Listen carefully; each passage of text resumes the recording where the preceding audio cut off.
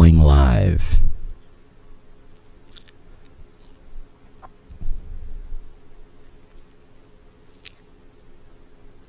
All right, we are live. And I would like to welcome our YouTube audience to, this is episode number 6 of the Russell DibirdShow. Oops, number 6.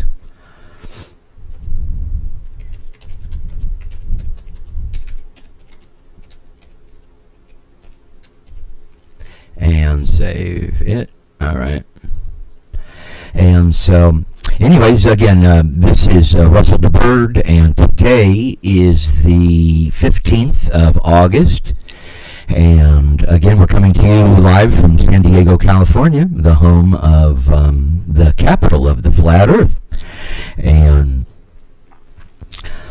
the purpose of this broadcast is to give you my my overview and my vision of where we're going. I am the founder of the Flat Earth Media Group.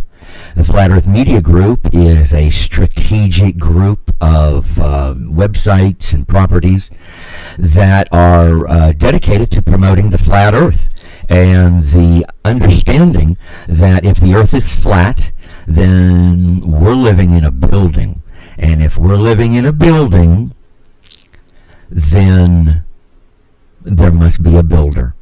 So we are the group of flat earthers that embrace the builder. We acknowledge that there's a builder, that the place didn't happen by accident, and no aliens probably didn't come and put it together for us. But probably, so I have a much better explanation. And kind of my purpose in life, for that matter, is to help people understand who they are, and who they are in reference to this flat earth. And basically, why are we here? What is the purpose for my life? And I'm here to tell you, you know, even as unique as each and every one of us is, undeniably, we all have the exact same purpose in life. You won't believe how simple this is. And basically that purpose is to grow up, to learn, to improve over yesterday, basically, as Jordan Peterson puts it, right? He says, you know, don't compare yourself to someone else. Just compare yourself to who you were yesterday. That's the only thing that matters. Because we none of us can control who we were when we landed here.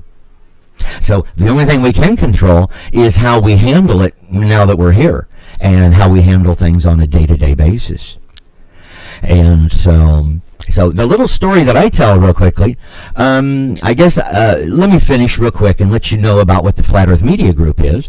It's the, basically, Flat Earth, FE Vids, FE Tunes, FE Memes, FE Newsnet, FE Merch, and I'm probably leaving a few out.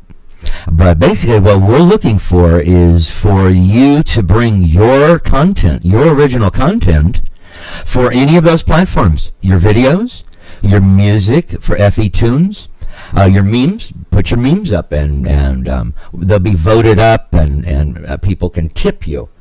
And what else? Oh, and of course, FE People. We have got our own social media platform. So come on over, get your free profile, and start. Let's start replacing the not friendly social media platforms, and replace them with our own, where we can do our own thing, uncensored. So anyways, that's who I am, and a little of my purpose. And so let me draw for you my quick little picture that I love to draw every day, so that no one is confused. Hold on one second. So that no one is ever confused about where I'm coming from and about kind of the basics in life here on earth that seem obvious to me, and I challenge anyone to refute what it is that I have to say. So, and basically that is that can we all agree that anything that has been made does not have life?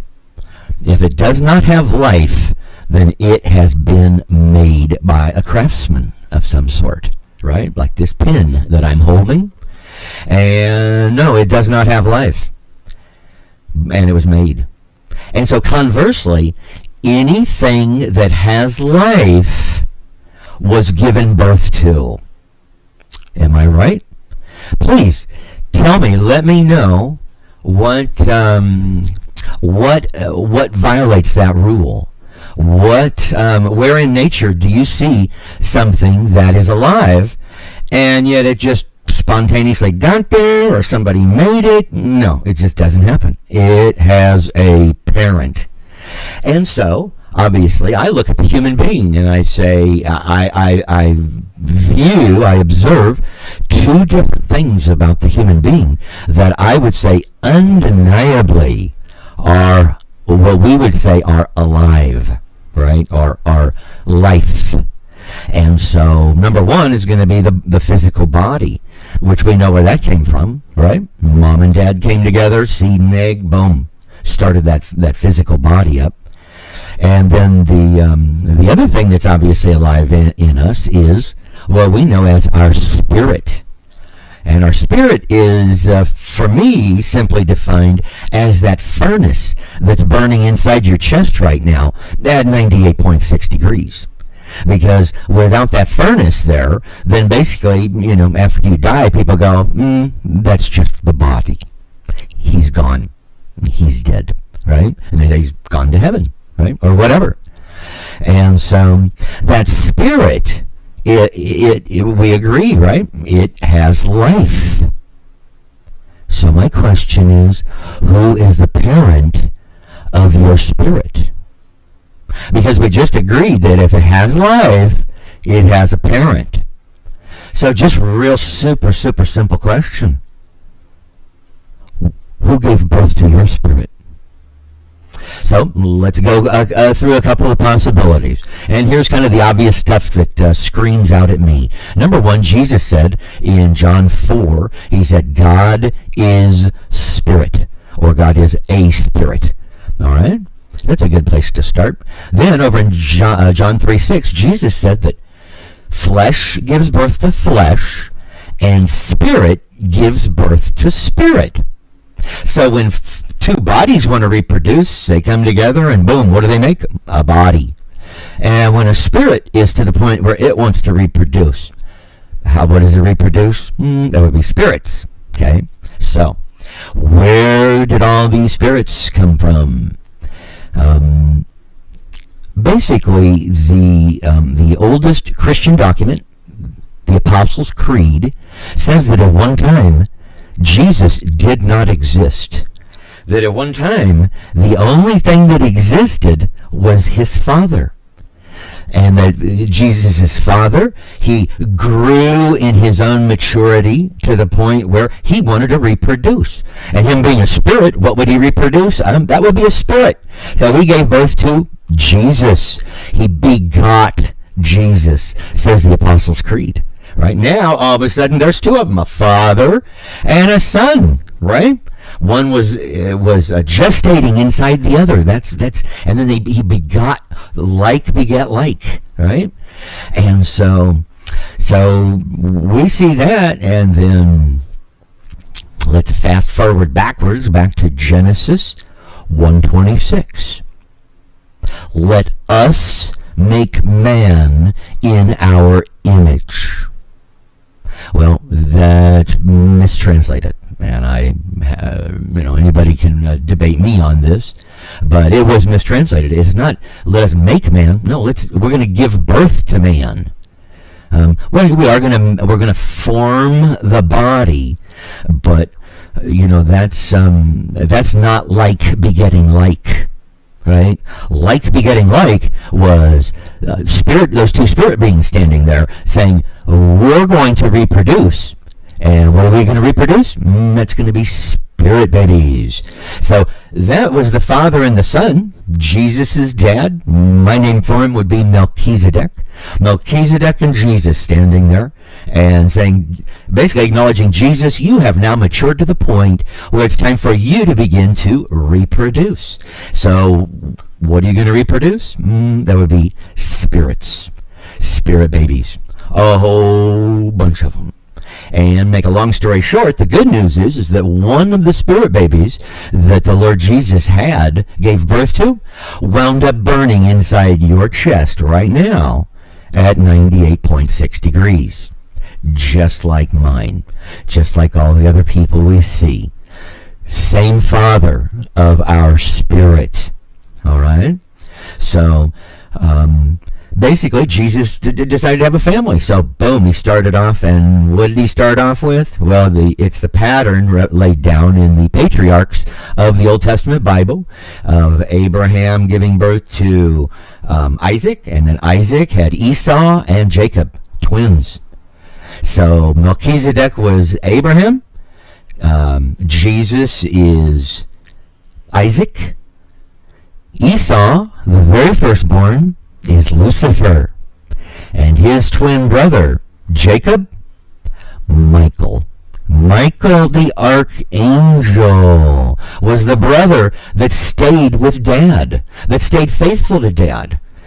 And so, as we see in the Bible, in the story, how 1/3 of all the babies that he gave birth to at that time, they decided to follow the older brother, Lucifer.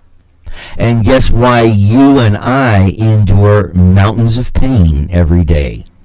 Because we're the ones that followed our older brother, Lucifer. We got tricked. We got fooled. The quicker you can acknowledge that it's on you. It's not on Adam and Eve. No. That's a little story that they like to help us, bury the keys to knowledge. Right. So, once we understand that we're responsible for being right here, right now. And so now we have to take ourselves and take account of who we are, right? Well, the first thing to do is recognize that the spirit inside of you was given birth to by Jesus. It was given birth to by somebody, so you better figure it out. That's all I got to say. So the good news is we figured out where you live, so now I'm trying to help you figure out who you are now that you figured out where you're at. And so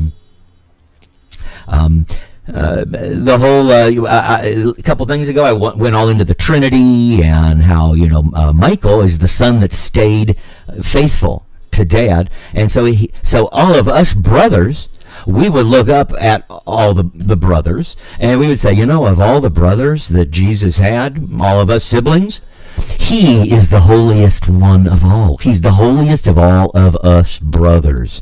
And so guess what? That's why we call him the Holy Spirit.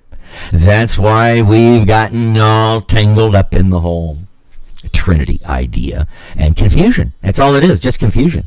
Because once you see that things are so orderly, that things are so logical, that God doesn't really have to be at all confusing or anything except your absolute loving Father, right, that gave birth to you. Think about how long it is you were in your mother, right? You were in there a long time, and it came to the point where, you love your mother. You love your mother very, very much. And there's no denying that. And the reason why, of course, is, all the things that she did for you. She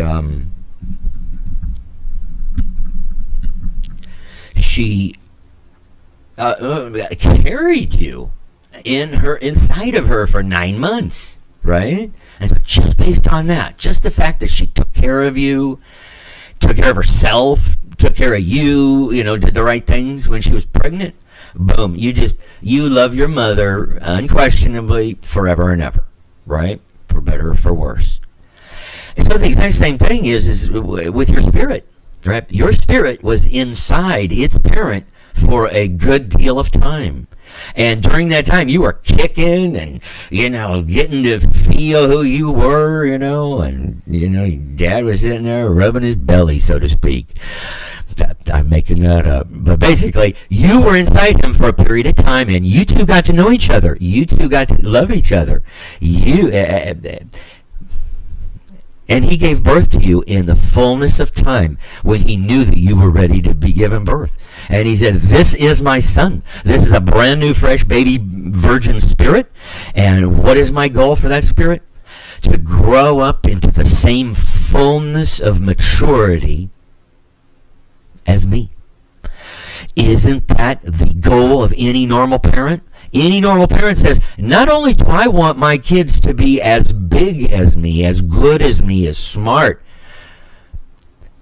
I want them to exceed me. I want to enable them to do better so that they even do better than I did. So guess what your father wants for you? Better than him.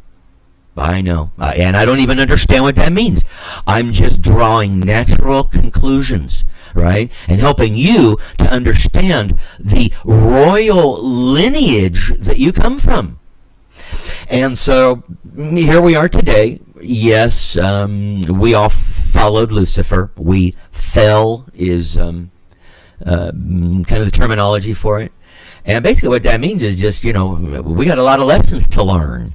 And we were obviously very immature at that time, and that's why we followed Lucifer. And so now we've been put here on this earth to grow up, mature, figure out this world, this natural, this home that we've been placed in. In other words, this flat earth, God built this flat earth with the dome covering and basically he was just building a home for his family. I'm going to have a family, and I need a home to raise them up in. So he creates this incredible domed enclosure that we're in right now. And so here we are. Let me take a quick break.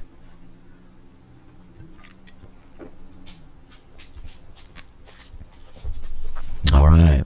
Again, this is Russell DeBird, and you're listening to episode number 6 of the Russell DeBird Show on FERlive.com, part of the Flat Earth Media Group, and also up on YouTube. That is until it gets switched over, our videos get switched over to FEVids, so that we we won't be censored by those nice people over there.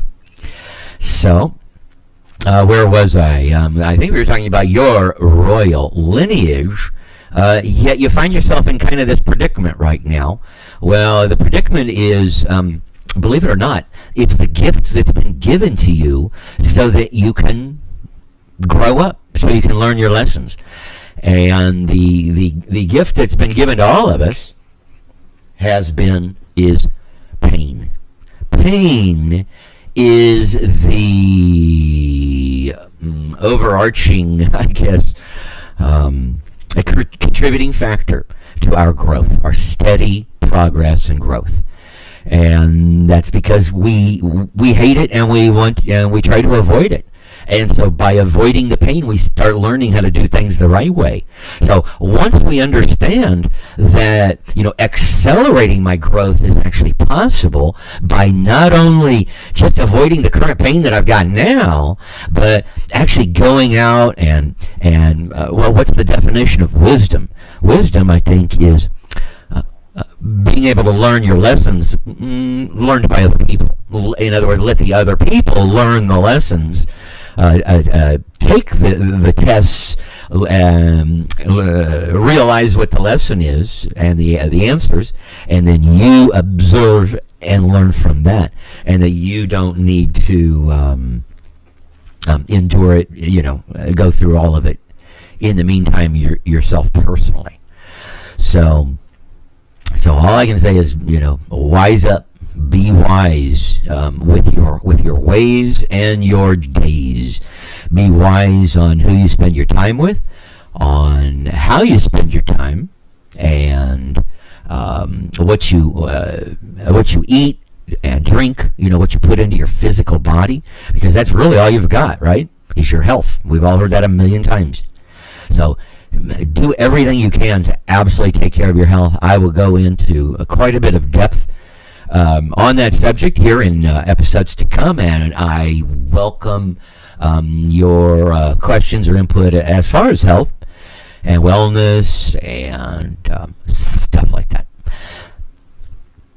So what I would like to point out is one of my very, very favorite Bible verses, and I would like everybody to turn there.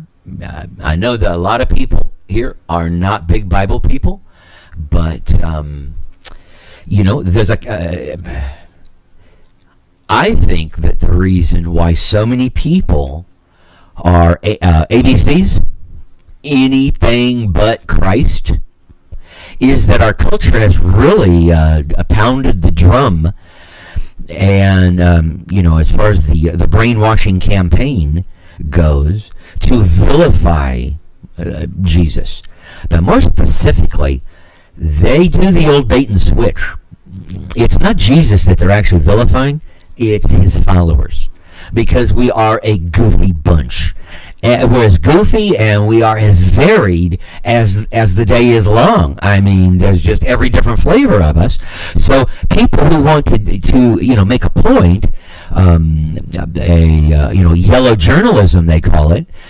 Basically, they can go and they can paint crazy Christians and demented and mean and just demonic people who call themselves Christians, right? And then go and paint that all on Jesus, so that all the world goes, oh, I know about Jesus and I know about the Bible, and it's all made up, and it's all allegory and stories and stuff like that. And so I looked at that thing for a while. I said, oh my gosh, what is this about? They say, oh, there was 15 people ahead of Jesus that were born of a virgin. They're all born on December 25th. They all had all these different characteristics, all completely in common with Jesus. And I thought, wow, man, that's weird. That's, and it kind of takes you back. It's like, phew. Until you research it yourself. Mm-hmm. Then you find out that no, it's all a bunch of horse pooey. That it's just a bunch of clever memes that they've made so that people would trigger that in their minds and then use that as an argument. And it's hard. You can't argue against, how does this work? I'm not an expert in debating, but you can't argue against a negative, I think is how that would be termed. In other words, they throw up that meme that's untrue, and they point at it and assume that everybody knows that it's right, and it's like, you guys are. So anyways, ladies and gentlemen, I'm here to tell you that the fact is he did come here in the flesh, that Mary, the way that he was born of a virgin is that the seed was lifted out of Joseph's body and implanted into Mary's body, so that seed and egg came together. Jesus is 100% human, just like you and I. But his spirit, that at 10 weeks old, the blood is in the life is in the blood, so the fetus blood starts circulating, and God owes it a spirit. So typically he grabs one of his spirits that he gave birth to and that's ready to be put in. But this time he decided to squeeze in there himself. So he took his own spirit being and squeezed into that 10-week-old fetus inside Mary that was growing as the result of the seed and egg coming together 10 weeks previous. And so that's how Christians say, that's how we have an understanding that Jesus is 100% man and 100% God. His spirit was 100% God, the Father of our spirits, in fact, and his body was 100% human as a result of Mary and Joseph. And so he grew up, and there's a lot of research you can do, but basically, at 12 years old, he went to the temple, and they acknowledged that he was the son of Joseph, looked just like him and his mom, and looked all just like his siblings, brothers and sisters. But his wisdom was way beyond what anyone could compare to. But that was pretty much the last time he's ever seen in Jerusalem until he comes back 18 years later. The 18 missing years are known to have landed him in Tibet, India, where he learned the ways of the gurus, the masters, and make a long story short, he found out that according to all of the old mythologies, Greek and Roman, that one can convert a male human body into that of an immortal by saving one's physical male seed for all of 30 years. For 30 years, if a male goes and he does not lose his seed, then he is actually rewarded. He's actually rewarded with physical immortality. And that's what Jesus did. Jesus became a physical immortal. We see that over and over in the New Testament, how they always tried to grab him, and he was just totally fearless. He didn't care what he did, because he knew that they couldn't grab him. And he said he slipped through their grasp. It wasn't his time, blah, blah, blah. Well, that's the definition of an immortal. An immortal cannot be overcome by any man or any group of men, nor animal, no beast can overtake him, nor age. Age is not overcoming him, and so he has no natural enemy. So basically, the way that all previous immortals have lost their immortality is by taking on a wife.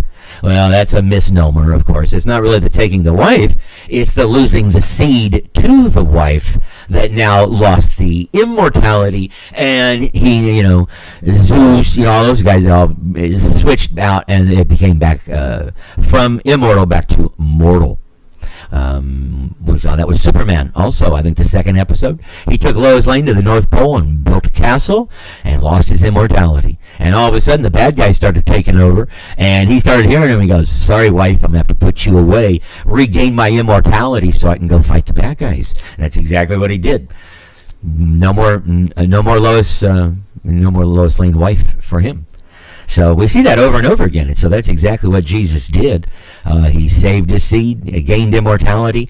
So what is but we know that he did not lay with a woman. He did not lose his life the way that other men do, the way that other immortals have done. He did it in his own way, his own style. And that is, he said, "No man takes my life away from me. I lay my life down." And so, in fact, how did he die? He allowed them to poke holes in his skin and drain the blood out. 5 holes they put in him.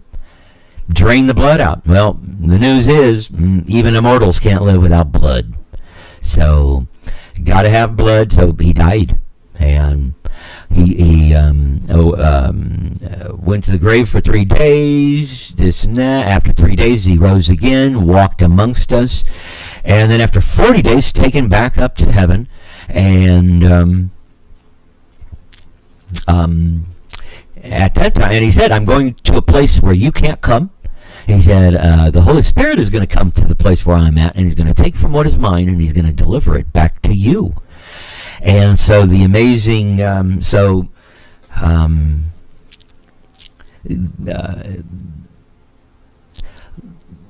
I got diverted on the, we were talking earlier about how we spend our days, right? We've been given this opportunity, and we see that that error and pain and mistakes is not good. It's not the good way to live. It's not the beneficial way to live, and it certainly has no redeeming qualities to it. So let's see what our life can be. Let's see what the redeeming qualities of our lives can be. And here's Paul in 1 Corinthians chapter 3, verse 10. By the grace God's given me, I laid a foundation as a wise builder, and someone else is building on it. But each one should build with care. For no one can lay any foundation other than one already laid, which is Jesus Christ. If anyone builds on this foundation using gold, silver, costly stones, wood, hay, or straw, their work will be shown for what it is, because the day will bring it to light. It will be revealed with fire, and the fire will test the quality of each person's work. If what he has built survives, the builder will receive a reward. If it's burned up, the builder will suffer loss, yet will be saved, even though only as one escaping through the flames. So, ladies and gentlemen, what we see here is that each and every one of your days will be judged. Every time you wake up in the morning, you have a new opportunity to do one of these 6 things. And you're going to do with your day, with your time, one of these 6 activities. There are no exceptions. And the 6 activities that your day will be divided into are gold, silver, precious stones, wood, hay, or straw. That's it. Your day, each and every one of them, will be judged. And so the good news is that each and every one of your days, you have an opportunity to build these gold, silver, and precious stones. Wow. Not only do you get that opportunity to build them, but you actually get to keep them, right? Because it says that what you build is going to escape through the flames. And we know that the gold, silver, and precious stones is going to escape through the flames. Can't destroy those. So really the goal in life is pretty simple. It's figure out what the gold, silver, and precious stones are and start accumulating them. You know, like the guy I heard that started accumulating Bitcoin back in 2011, and just, one at a time. Boom. The guy's got over 1,000 Bitcoin right now. Millions of dollars worth of Bitcoin. And just by accumulating over and over and over again. So that's the exact opportunity that you have. Just because you helped the old lady across the street yesterday doesn't mean that exact same gold, silver, or precious stone isn't available today. Going into your prayer closet and just interceding for someone and just knowing that the Lord's going to impact their lives for doing that. That can be done every day. You don't. It's not a one and done deal. It's not like I played that card and now I got to go do another set of cards. As long as the Father has got that enablement for you, then that's what you're being called to do. And whatever those gold, silver, and precious stones are that you're accumulating, dude, get addicted to it. Get addicted to it and keep doing it every day, over and over and over again, and start asking the Father for enablement and vision to be able to open the path to other gold, silver, and precious stones. I mean, this is one area, folks, where, believe it or not, you can get greedy. You can get greedy with this. I know. That's typically a horrible thing. But the thing is that your greed is by giving to other people, because that's how you create gold, silver, and precious stones, is by realizing that you have such an abundance of wealth within you because of who you are and the lineage that you came from, who your Father really is, and the enablement that he gives you to go out and do his will, because he says, you are going to do even greater things than I did, than I do. You're going to do greater things. Wow. So you start walking in that understanding that, hey, he really can enable me to that degree. If I'll step forward into it with faith. If I'll have the faith that he's in me, he desires the best for me, and that he's going to be there with me as I go forward to do good, then he will always be there with me and for me. Whew. That, my friends, is plain and simple, unstoppable. That is simply, that's the cat's meow of life right there, is to know what you're doing and to have a purpose. And that purpose is these gold, silver, and precious stones made out of your day. Well, let's go into. So I'm going to dive off into a little more Bible stuff. I try to keep it as less Bible as possible, and as just logical as possible. Just think about what this means. What this means for your life and your day and your self-image, right? So let's look into the Bible just a little bit further, and that is going to be, actually, I promised everybody something yesterday, and I reneged on I forgot all about it. I forgot. So I'm going to jump on this real quick, and this also is a Bible. These are both Bible things. These are both Bible prophecy things. So first of all, a little Bible prophecy, a little, for you Bible folks out there. There is, is it Revelation 9? I think I better get this right. So let's go. Witnesses.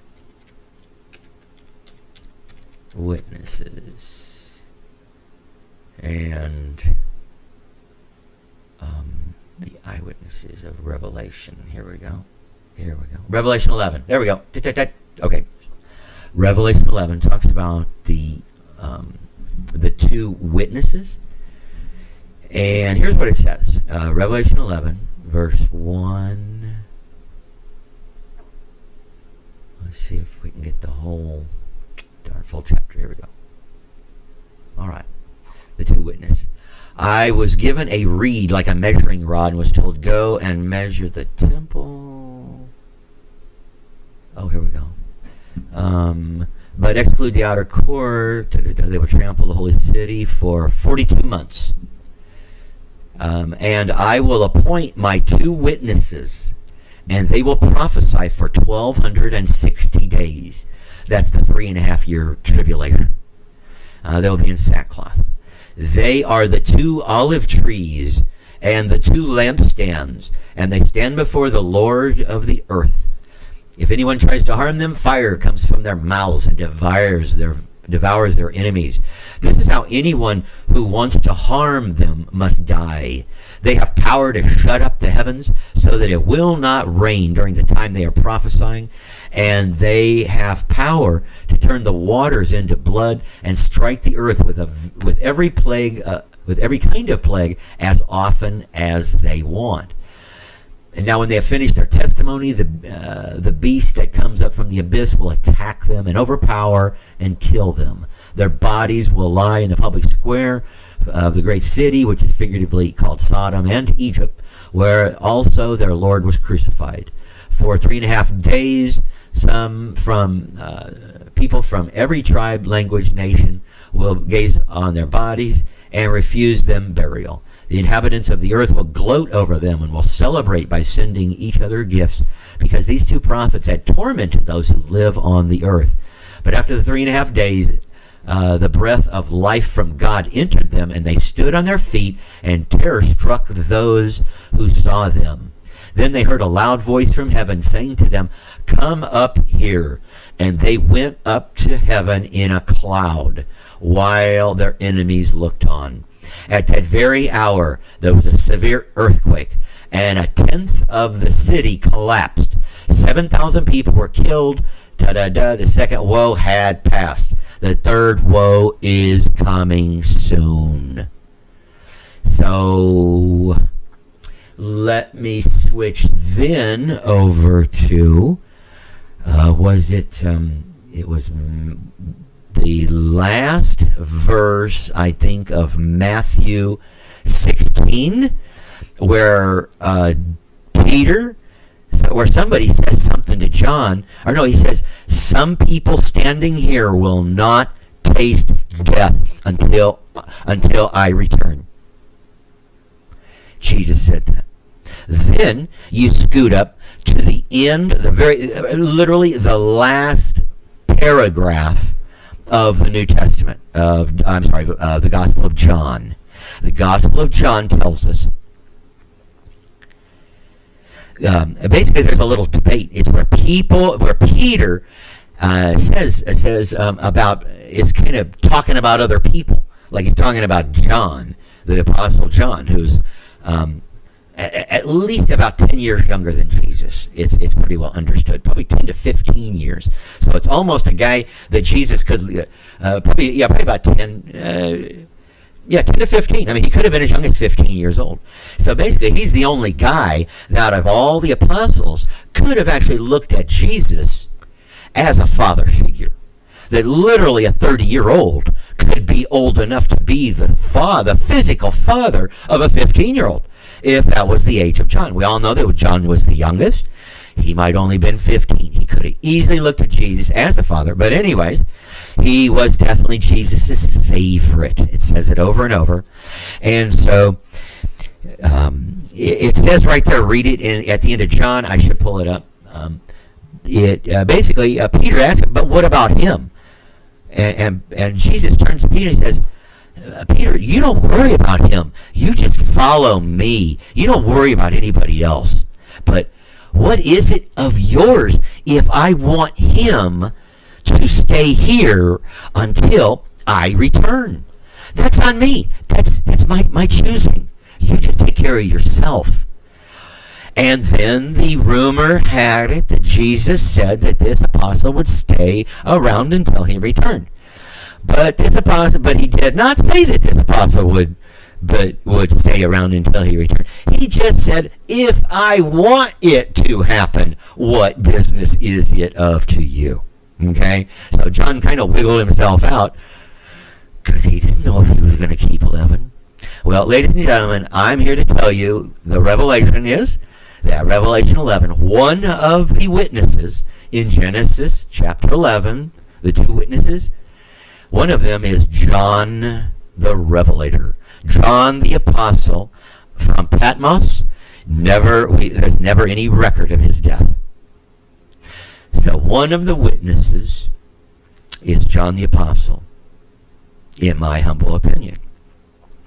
I can't see anybody else who could possibly qualify. Plus, Jesus confirmed it twice, 2 different times. It sure seems like that somebody would stay until he got back. So let's think about real quick who could have been the other time that lived in the time of Jesus, who physically walked with Jesus, who may have taken Jesus at his word. And what was his word? If you follow my words, you will never taste death. You'll never taste death if you follow my words. Well, I know that all the Christians are automatically going to say, well, it's spiritual death he's talking about. And of course we know that everybody's body dies, but he's talking about physical death. I mean, spiritual death.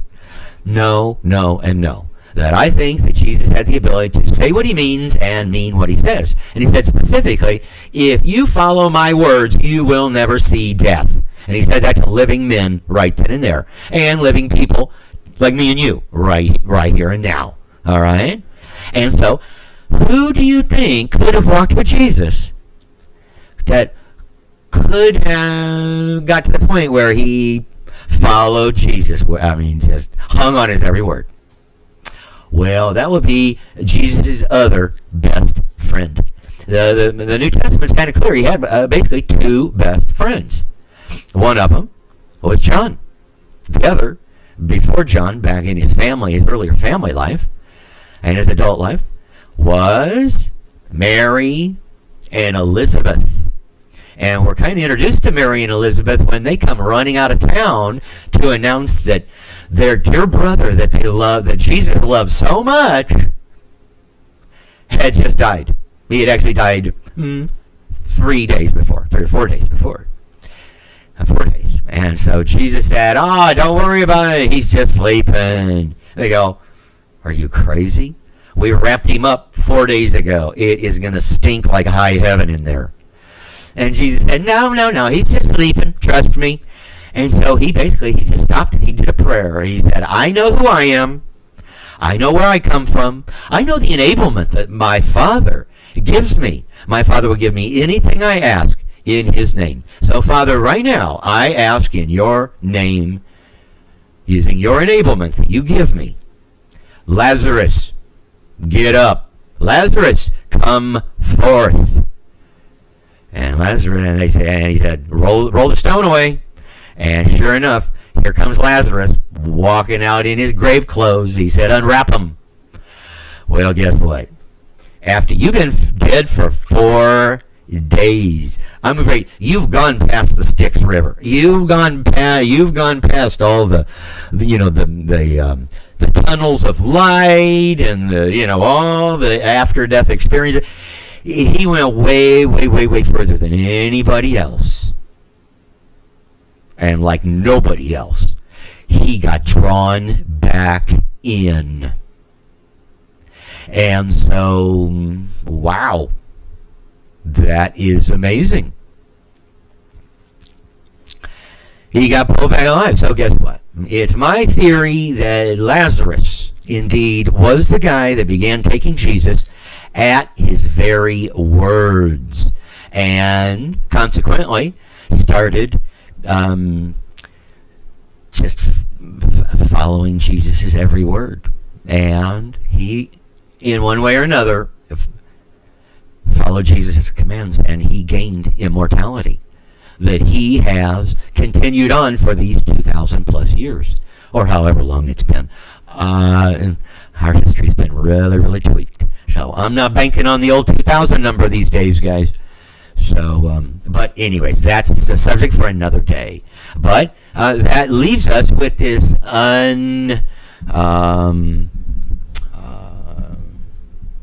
undeniable scenario on what these two witnesses could very well easily be all about.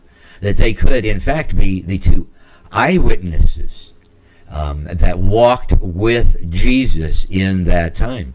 So, to draw our little timeline here, once we jump over to Revelation 14, we see that in Revelation 14 it talks about the 144,000 people who are alive here on the face of the earth, here in the end times, here in the Revelation times. And there's something special about this group of 144,000. Number one, they are not Jehovah's Witnesses. We're taking that number back from the Jehovah's Witnesses because they seem to have kind of stolen it. And every time you say the word 144,000, all the Christians go, oh, he's a Jehovah's Witness. No, I'm a biblical Christian. That's all. And so I'm taking back Revelation 14. So what is it unique about those 144,000? Number one, there's no lie found in their mouths. They're just committed to absolute a life of truth. No lie was found in their mouths. It says that they were virgins. They were found without women. Well, women refers to false religions. They're not involved with false religions. What else does it say? And more specifically, they follow the Lamb wherever he leads. They follow the Lamb wherever he leads. So they're so tuned in, radar-wise, just prayer-wise. Could it be the third eye connected, the pineal gland, the rods and cones, being able to see the spiritual world? There's so many things we don't know, but it doesn't stop us from learning and researching and gaining wisdom and insight however we can. So basically, then it goes on to say about the 144,000, it goes on to say that they are the ones that were redeemed from the face of the earth. This is the rapture. This is the first rapture. The first rapture happens as a surprise. It's called the first fruits. It's the first group of people that ripened. It's the first group of people that started taking Jesus at his words and started following him and started obeying him and started getting rid of the lies in their mouths. Got rid of their women, their false religions, and started learning how to follow the Lamb wherever he leads in their day-to-day life, right? So those 144,000, in my mind, that is the first fruits that's taken up. We see the first fruits talked about all through the Old Testament. It was God's standard way of doing, of just living life, of operating His world. And so my understanding is that these two eyewitnesses that step back into Jerusalem and start freaking everybody out because their words are full of fire and can, quench everyone and tell people the exact truth because they were there. Any of the leaders. So here's basically what happens is the initial, the pre-tribulation rapture happens of the 144,000 people off the entire face of the entire earth. Now, I've figured that out as 12,000 people out of 12 Christian countries. This is just assuming. This is wild and just assuming that America is one of them. That if you were to boil it down, 12,000 people from America, that equals here in San Diego County of about 3 million people. I think I figured out that's about 50 people. About 50 people here out of San Diego County are ones that will be eligible for that first fruits, that 144,000, that pre-tribulation rapture. Guess what happens to the rest of us? It's time for the 1,260 days. It's time for the 42 months. It's time for the times and a times again that was prophesied. It's time for the Great Tribulation. And that's when you and I get to have the pressure and the heat, and just the whole world's just going to break out in a big monster S-fest. And it's really going to hit the fan, and that's when we, the rest of us, the millions and millions and millions of Christians, are going to wise up. We're going to start following the Lord, and then we will be eligible for the second rapture, the harvest, the great harvest of his church. Right? Every one of these fits in every one of in your Bible verses, and they're all covered on my website, DibirdShow.com. And one of the greatest books ever written is in its entirety on my website, and it's called "The Day After Christ Calls." And it's a very interesting read on what's going to be left, what's left for us after these two eyewitnesses come into Jerusalem, and the first fruits are taken out, and then, we're found wanting, and we better shape up. We better learn real quick how to start converting more of our precious moments of our days into gold, silver, and precious stones, and start really just examining that wood, hay, and straw, and really start to hate it, really resent it, really just don't give it any mind. Because remember, he who has will be given more, and he who has little, even the little that he's got, will be taken away from him. So don't be caught with a little. Don't be caught holding on to your littles. No, grab onto the big. Grab onto life that's available. Life more abundant, and that is starts in your prayer closet with your own dad. Get to know your dad. You were inside him, literally, and then he gave birth to you. Now you go back in that closet that would represent that womb, and you get to re-know him again. He wants to know you, and your life will be so much better. So thank you again for letting me do a little self-building, basically it's teaching us, getting in contact with who we are here on this earth plane, and getting us, now that we've recognized where we're at, now it's a matter of finding out who we are. And so thank you all so much for tuning in. Again, this has been Russell DeBird on the DeBird Show. And we've been going out over ferlive.com and YouTube. Thank you so much for having us here.